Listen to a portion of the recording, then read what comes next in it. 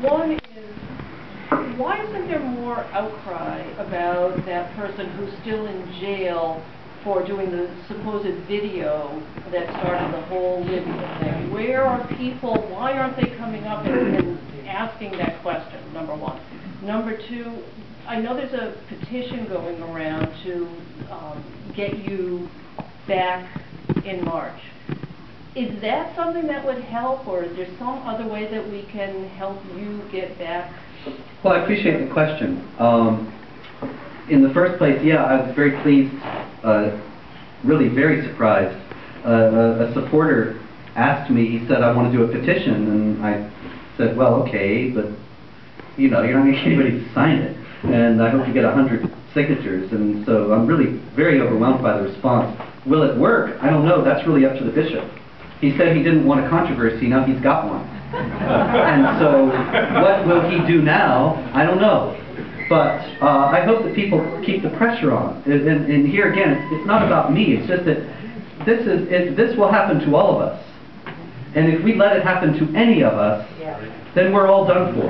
It's just like the famous thing that Pastor Niemöller said during the Nazi times. That, you know, first they came for this group and I wasn't one of them, and so I didn't care. And then they came for that group and I wasn't one of them, so I didn't care. You know, first they came for Spencer and Geller and Charles Jacobs and everybody else, and I wasn't them. But then there won't be anybody else. I could tell you another one. Actually, recently there was an organization, when I came out with my book, Did Muhammad Exist?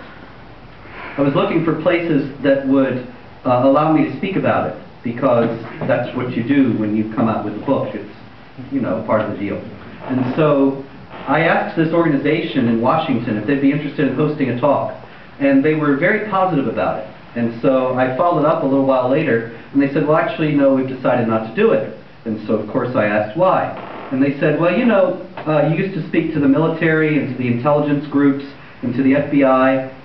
And I said, yeah, and I don't anymore, because this was all part of this war on free speech, and this was all classed as bigotry, and all the manuals were cleansed of any truth about Islam and jihad, and so on.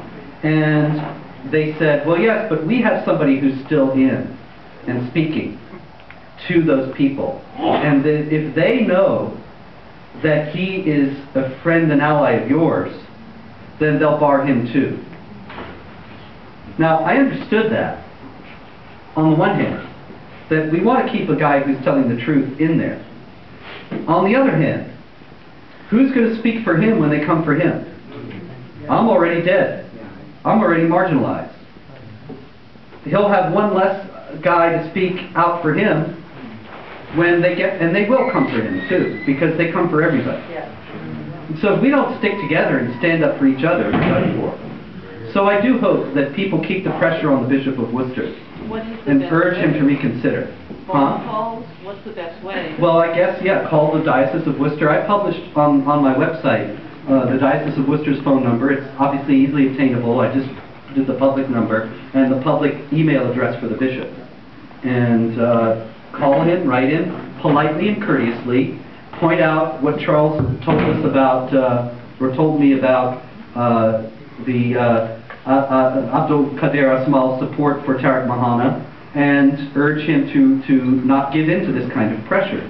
I'm also going to be there anyway. I'm going on March 16th, and I've inquired about buying an exhibitor's table and setting up an exhibit that will be actually far more comprehensive than giving one talk. And so, you know, maybe it'll work out well. And now I have to confess, I've forgotten your first question. Oh, just why isn't there an outcry? Oh, yeah. Person I got it. The video. I'm not sure if it was a question as much as just throwing it out there. Yeah. Well, there's not an outcry because they did a number on him too. Yeah. You know, the guy, I don't know this man. I have been charged with being behind this video. I'm behind so much, really. It amazes me what I accomplished.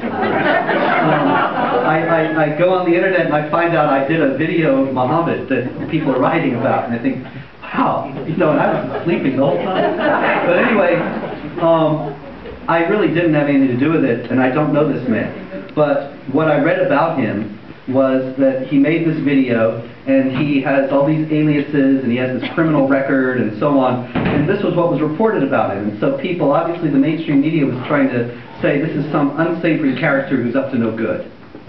But the fact is, whatever he did, no matter what it was, he is a political prisoner.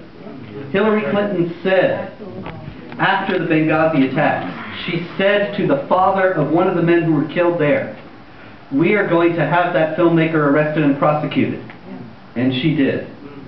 And they got him. They got him on a parole violation, you know? He had a probation violation or something. He was on probation, and one of the terms of the probation was that he couldn't go on the internet. So they were figuring, well, you must have gone on the internet to upload your lousy video, so back to jail for you. Now, I ask you, I don't know personally, but I would guarantee you that there are a whole lot of parole and probation violators walking around on the streets right now who have done far worse than upload a video on the internet, and they are not getting thrown back into prison and hunted down and imprisoned for months for a minor thing.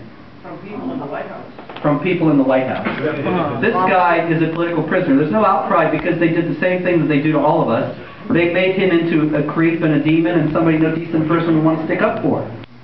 Maybe he did do all those things. It doesn't matter. He's a political prisoner, and there ought to be an outcry. We have to make the outcry. Robert, just